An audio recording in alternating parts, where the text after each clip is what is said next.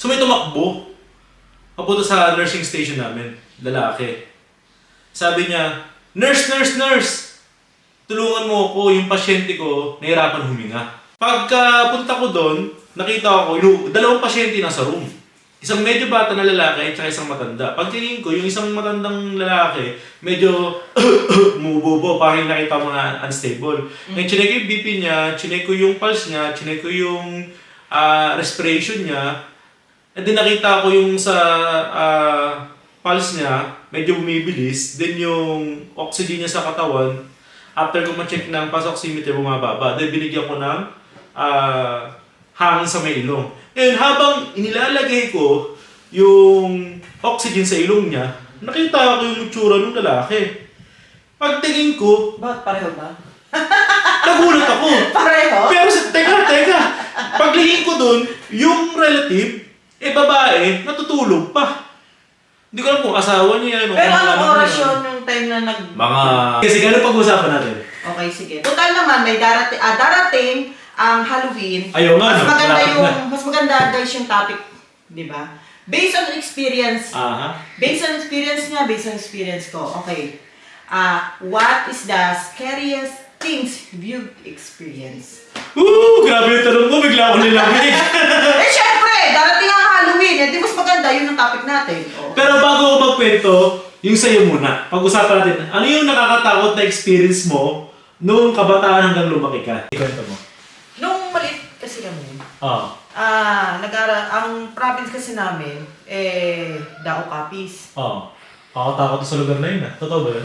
Pero sabi, kwento-kwento. Pero based on experience ko, kasi nung maliit ako, alam naman natin sa probinsya, wala pa yung mga poso, yung Oo, yung kinukuhanan ng tubig. wala pang gripo yun. Kumbaga, dun sa province namin, pupunta ka ba dun sa mga gubat para makahanap ng bubon na tinatawag. Kumbaga, kung sa ibang tao, naisip nila yung kuhanan ng tubig. Yung parang baul. Yung kuhanan ng tubig, doon sa probinsya namin, para siyang kukuhanan mo siya ng tubig ay sa lupa. Bubon ang tawag doon sa province namin. One time, may kasama ko yung pinsan ko. Ano pa ako nun 7 years old. Nandun ako sa province namin. Nung that time na yon, kukuha kami ng tubig dun sa bubon. Papasok syempre kami dun sa gubat. Pagpasok namin dun sa gubat, akala namin merong apoy. May nagpausok. Oo. Kasi may apoy na Hindi mo usok yung nakita nyo. Hindi naman may apoy dun sa lugar na yon. Nung that time na yun, hindi ko naman naisip, wala akong iniisip na anong bagay. Wala akong iniisip na Habang palapit kami ng palapit, doon mismo dun sa apoy na yon, napansin ko yung apoy na yun lumulutang. Hala, kakatakot naman yun. Alam niyo yung tinatawag guys na San Telmo? Oo. San Telmo na parang bola na apoy. Oo. Yun. Habang palapit kami doon, kasi syempre malayo-layo pa yung papasukin namin para makapunta doon sa bubon. Doon kami nagulat ang pinsan ko. Ang nangyari, hindi na kami nakakuha ng tubig. Tumakbo na lang kayo. Syempre, kung ba naman makita ka sa Telmo na bola apoy, sino matutuwa doon? Syempre, ikaw matatakot ka sa sarili mo. Paano ka makakita? Yun ang, guys, sa totoo lang, yun ang first time kong nakita. Grabe naman, natakot naman ako doon. Yun ang first time ko nakita. Kasi sa experience ko, maliit pa ako 7 years old, makakakita ka ng ganung bagay sa province mo. Pero, ako, nangyari sa amin yung ganun. Doon pa lang sa Telmo, maniniwala ka. Siyempre, yung iba hindi maniniwala kasi hindi naranasan. Pero ako, naranasan ko yung Pero grabe kung ako man makakita nun, talaga naman matatakot ako. yung ganung experience talaga. At saka, maliit ka pa, makakakita ka ng ganung bagay. Mabalik tayo sa question mo. What is the scariest thing I've experienced? Oo. Naalala ko yung experience ko na ganyan nung nasa hospital ako nagtatrabaho. Sa isang station, ang nangyari niya ganito. Kumakain ako doon sa station namin, kasama ko yung isa kong katrabaho. So may tumakbo, papunta sa nursing station namin, lalaki. Sabi niya, "Nurse, nurse, nurse! Tulungan mo ako, yung pasyente ko, nahirapan huminga." Tayo siguro mga 2 or 2:30. Kasi syempre kumakain ka sa madaling araw. Sigurado ako, yung tumakbo sa akin, pagtingin ko doon sa pasyente, yung pasyente mismo. Kumbaga, hindi mo man lang naisip yung time na yun na siya yung nakahiga, Kasi ang daming pasyente Di ba bago kayo magpalit? Hindi, maraming pasyente doon. Siyempre, mayroong pumapasok, may lumalabas. Doon sa lugar na pinagtatrabaho ko dati sa Pilipinas. Hindi ko akalain na, hindi ko matandaan yung mukha niya. So, gabi nga ako dumuti noon. Basta nakita ko, pumunta sa station namin, humingi ng tulong. Siyempre, nakita ko, tinanong ko kung saan yung patient number. Then, galagay ko yung oxygen sa ilong niya. Sabi ko, ito tumakbo sa akin Sabi ko gano'n. Eh, tawag ngayon ako ng doktor kasi bumababa na ngayon ng gano'n para ma-check. Then, nag-emergency, dinala siya sa ibang hospital. Gano'n na nangyari. Pero hindi ko na nabalita yung kasunod. Pero sa yung nangyari sa'yo, wala ka na bang ma-experience pang iba? Kasi di ba ang nurse night shift, syempre ang hospital, malamang maraming nangyayari. Maraming nangyayari, pero hindi ko masabi kung normal. Kasi sa hospital, syempre, iba't ibang station. Merong pang medical, may ER, merong paanakan, may mga ganun, di ba? Doon sa taas namin, naalala ko, minsan sa isang room, may umiiyak. Baby. Baka mag-iigot ka, di ba? Syempre, duty ka ng gabi. May umiiyak na baby. Ngayon, sabi ko, akala ko, sa kabilang station, akala ko yung mga, syempre kasi doon sa amin, may nanganganak, meron silang station kung saan yung mga baby. Yung pagtingin ko, sabi ko, pero dito naririnig yung umiiyak Ngayon, syempre, nurse ka, pwede ka namang kumatok, silipin. Then, nakakala ko, merong relative doon na nag-overnight, may kasamang baby.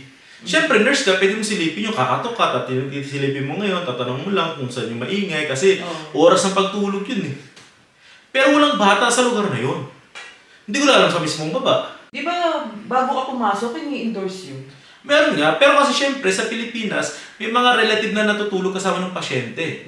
So may mga timings na, iba, nadadala ng baby, kaya i-control mo rin naman. Oo. Merong, ano bang tawag doon sa patient mo na naghihingalo na? Pangitain. Pangitain, no? Speaking pangitain, alam mo, sa'yo, yung pangitain mo, yung matanda, parang humingi ng tulong. So sa pangitain sabi mo, ano masasabi mo doon? Yung pangitain naman, yung sa'yo sa ospital, number one, pangitain na talaga. Yun yung masasabi ko na pangitain. Kasi nagulat ako Yung mismong tumakbo doon sa station ko, yun na rin yung pala yung mismong pasyente na humingi ng tulong. Sa akin, kasi nga, di ba, OFW ka. Guys, ito talagang totoo to, nangyayari to sa sitwasyon namin. Ano nangyayari? Sa Pilipinas. Yung nagtitinda ng balot. Magbabalot. Magbabalot. Magbabalot na to. Ano meron sa magbabalot? Eto, magbabalot to. Based on experience lang sa naranasan namin at napapansin namin. Pag simula yung balot na yon, hindi siya sisigaw na balot, hindi siya sisigaw ng ganun. Pag nagputput na siya, di ba ang potpot ginagamit lang sa pandesal sa umaga? Di ba? Pag narinig potpot, pandesal yung na. Yung sumisigaw yan ng balot. Balot, di ba? Sa kanya po hindi. Ano Pag nag-start na po umalulong ng aso, talagang 6 o'clock. Grabe naman, tumayo-balayo ko. Bakit tumalulong? Ba't tumalulong yung aso? Hindi ko po alam. Nag-start siya, nag-alulong, nung pumasok siya doon sa street namin, nag-start na umalulong yung aso, simula kanto, hanggang papasok. Kasi yung street namin puro aso yun Bawat bahay may aso.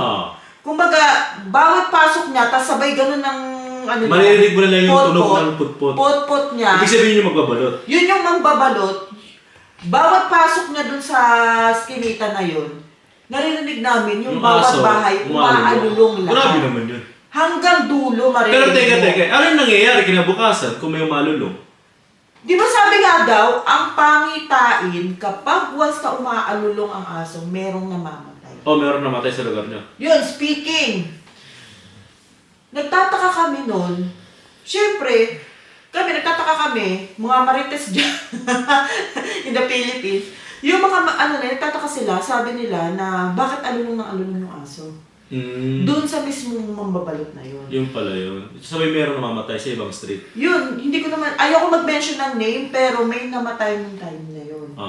Grabe pala yun. Oo, kasi nagulat kami. Sabi ko, bakit may dumadaan namang mga tao, pero hindi naman Hindi umalulong. Baka ba namang sinyalis din yun? Yun nga, baka nga ganun. Kaya nga iniisip nga namin, baka may, kumbaga taga-sundo na tinatawag.